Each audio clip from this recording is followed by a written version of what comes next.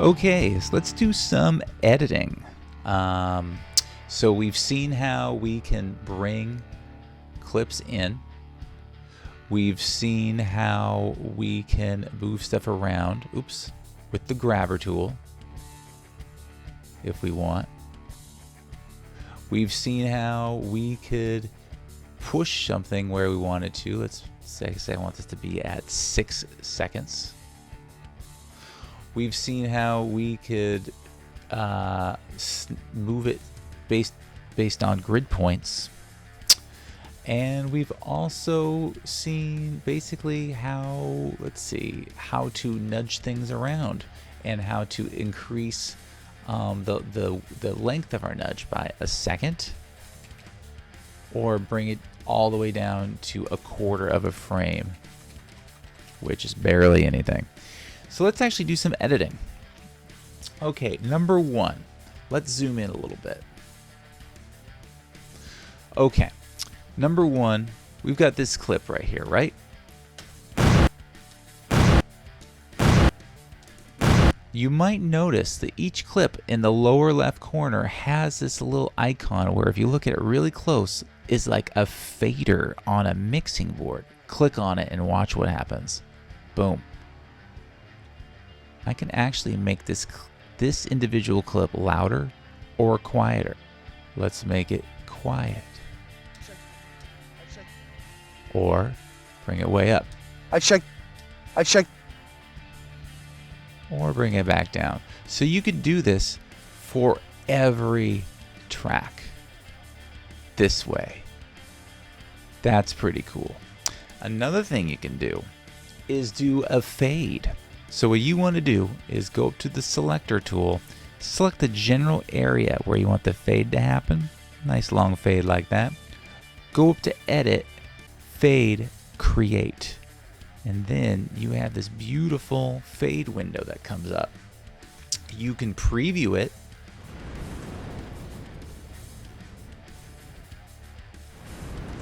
Pretty cool. There's this thing called equal power or equal gain. Equal gain is what you're probably more used to in Premiere. It's just a basic linear ramp up.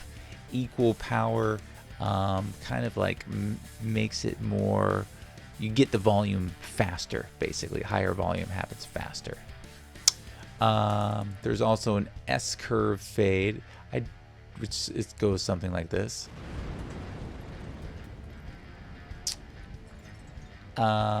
Looks like you've got different fade settings you can make. Let's just go ahead with your standard equal gain fade. You hit OK, and look at that. And now I checked her. It's making. Oh, let's do a solo of that track. I checked her. It's making me sound like rah. Hear that? Pretty cool, huh? But there's another way to do all this. Check this out. So we've got the trim tool, the selector tool, the grabber tool, but then you have this bracket above it. If you click on that, it selects all of them. This is called the Smart tool. The Smart tool is really powerful because what happens is it's all 3 of these tools in one. So let's go to this clip. When I go to the edge, look, it's a trim tool. When I go to the middle, it's the selector tool.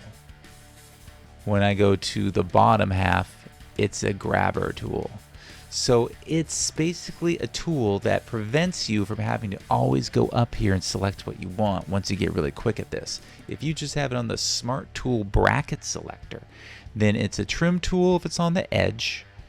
It's a selector tool if it's basically in the middle or the upper half of the clip, or it's a grabber tool when it's at the bottom half of the physical clip. So that way, you see how it changes there? But the other cool thing is it gives you a shortcut for fades. Let's go back down to this one. When you go up to the top here, the top left corner of your clip, you get an icon that looks like a square with a gray and a white triangle. You click on that and hold and drag, and it creates a fade for as long as you want it to go. And now look, since you're still in the Smart Tool, you could still trim it if that fade was too long. You can always change your mind. Here's another example. Let's zoom in on this a little bit. They're crossfade. So say this is a clip and you want to fade into this clip. You don't want an abrupt cut sound. So when you've got the Smart Tool, you could create a crossfade. So once again, if you're on the edge, you could trim it. If you're in the upper half, you can select it. If you're in the lower half, you can grab it. If you're in the upper left corner, you could create a fade by basically dragging it back and forth. And then if you want to create a crossfade, a dissolve between one clip and another, go down to the bottom where the cut happens. Click and hold. Oop. This is kind of tricky. Click and hold and drag it either direction.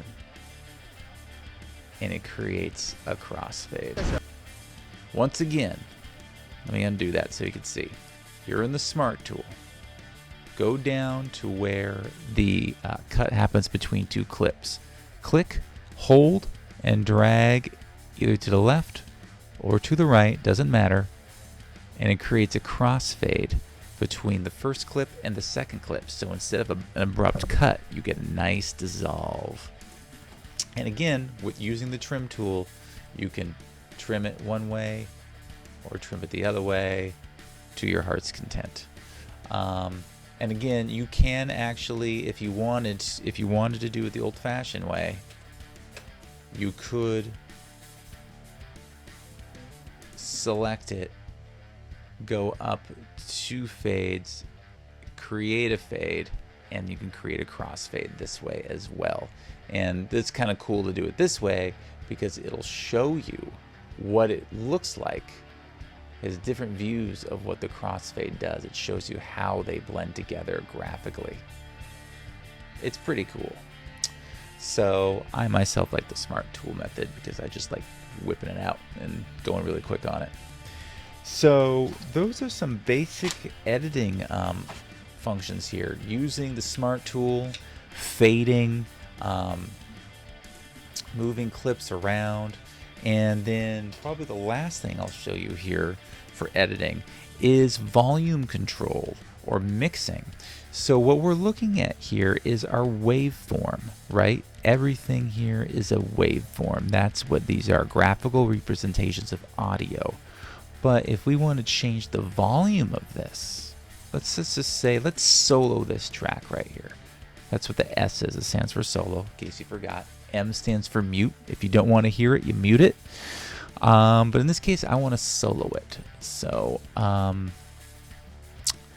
so let's say we want to increase the volume of this track. Here's what it sounds like now.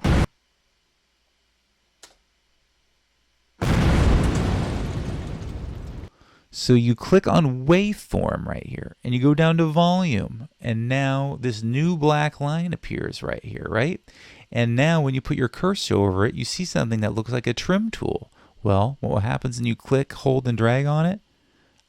Look what's happening. It's showing me decibel levels. I'm lowering it 5.5 decibels. I'm lowering it 8.3 decibels. I'm lowering it 11.5 decibels. And now let's hear much quieter. Let's raise it up. You actually have it on. You have to have it on the trim tool for this. You raise it up. That was probably a little too loud. So you can, with using the trim tool, raise it up, raise it down. Or you can use the pencil tool and literally just draw anywhere. So basically the bottom of the track would symbolize silence, and the top of the track would symbolize maximum volume. So why don't I could add in a fade, or I could draw in a fade with the pencil tool like that. And let's see how that sounds. Go up to the selector,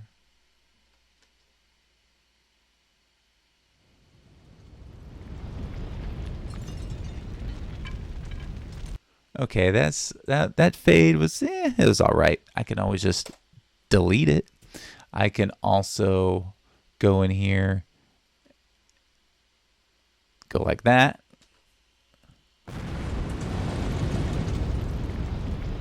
That's okay, but maybe I wanted to just go like that. There we go. That's kind of more what I was thinking. The pencil tool does actually have other factors. Like sometimes the freehand is a little too free, as you can see. You can click on that and make a line. So you can go like this.